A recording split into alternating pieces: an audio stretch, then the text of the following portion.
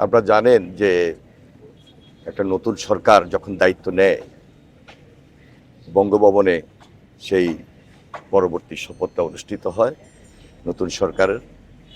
কিন্তু এবার একটু উন্মুক্ত পরিবেশে এবং সাধারণ ভাবেই সাধারণ মানুষের সামনেই জাতীয় সংসদের দক্ষিণ প্লাজায় এই শপথ অনুষ্ঠানটি অনুষ্ঠিত হবে।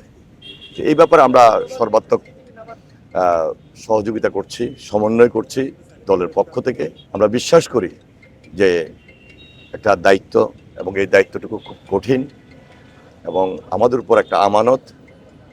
এই আমানত অবস্থান থেকে আগামী দিনে জনাব তারেক রহমানের নেতৃত্বে আমরা নতুন সরকার গঠন করব এবং জনগণের পাশে থেকে এই আমানতটুকু যেন আমরা রক্ষা করতে পারি মহান আল্লাহ তাআলার কাছে শুকরিয়া আদায় করছি এবং সকলের আন্তরিক সহযোগিতা কামনা করছি ইনশাআল্লাহ। জুলাই সনদের ব্যাপারে একটা হা না ভোট হয়েছে এবং সেখানে হা জয়যুক্ত হয়েছে। পরবর্তীতে যে করণীয় এটা পার্লামেন্টে আলোচনার মধ্য দিয়ে নির্ধারিত যে আলোচনাগুলো সমাপ্তকরণ এবং সেটা আমার মনে হয় খুব একটা কঠিন হবে না। গতকালকে আপনারা লক্ষ্য করেছেন আমাদের চেয়ারম্যান জনাব তারেক রহমান ইতিমধ্যে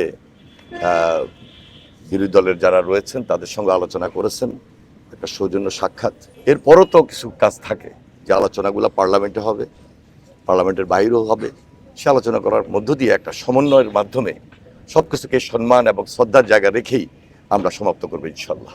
জাতীয় সংসদে সেই আলোচনাগুলা এবং এর পাশাপাশি যারা বিরোধী দলীয় নেতৃবৃন্দ আছেন তাদের সঙ্গে আলোচনা করেছেন আমাদের চেয়ারম্যান জনাব তারেক রহমান।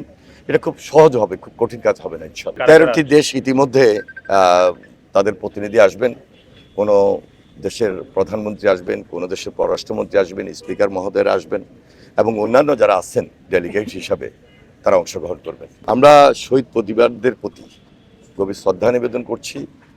বিশেষ করে বিগত আন্দোলন সংগ্রামে যারা গুম খুন এবং শহীদ হয়েছেন সর্বশেষ জুলাই আন্দোলন পর্যন্ত সকলের প্রতি আমরা গভীর শ্রদ্ধা নিবেদন করছি, তাদের পরিবারের প্রতি সমবেদনা জানাই এবং তাদের পরিবারের পক্ষ থেকে আগামীকালকের এই শপথ অনুষ্ঠানে অনেকেই দাওয়াত পাবেন যারা জুলাই যোদ্ধা হিসাবে পরিবার হিসাবে রয়েছেন, তাদের প্রতি সেই সম্মানটুকু দেওয়া হচ্ছে এবং তারা উপস্থিত থাকবেন আশা করছি ইনশাআল্লাহ।